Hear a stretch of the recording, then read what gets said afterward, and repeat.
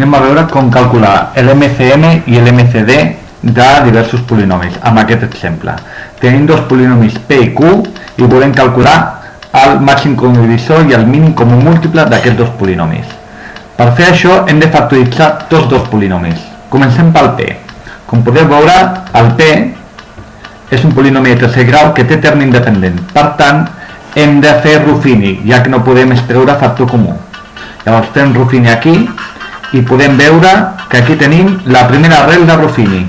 Hem de fer-ho amb els divisors del terme independent. Llavors comencem per l'1 i amb l'1 ens surt 0. Llavors ja tenim la primera arrel, x igual a 1.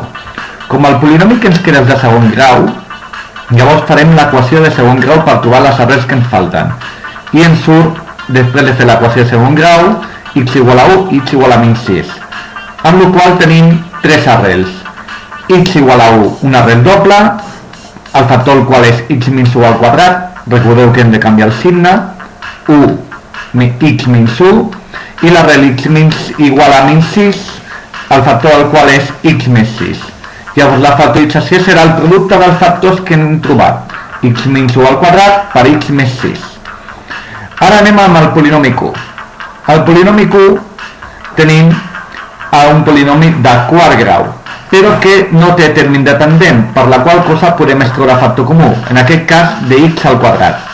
Llavors traiem x al quadrat com a factor comú, i llavors ens queda que el polinomi de dintre baixa 2 graus, d'acord, a l'exponent dels termes. Llavors queda x al quadrat més 5x menys 6.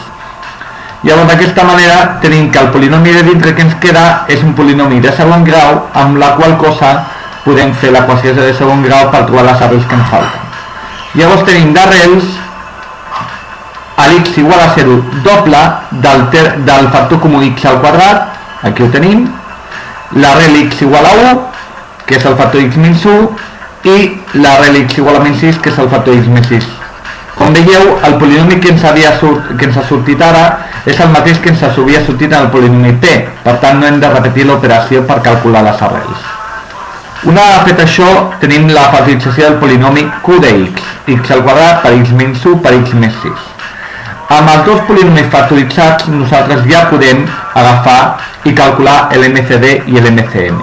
Recordem, MCD, factors comuns amb el menor exponent. Llavors tenim x menys 1 al quadrat i x menys 1, agafem x menys 1 elevat a 1. X menys 6, com el tenim repetit, d'acord, també amb exponent 1 l'agafem amb aquest mateix exponent. MCM, factors comuns i no comuns amb el major exponent. Llavors tenim x al quadrat, per altra banda x menys 1 al quadrat, i per altra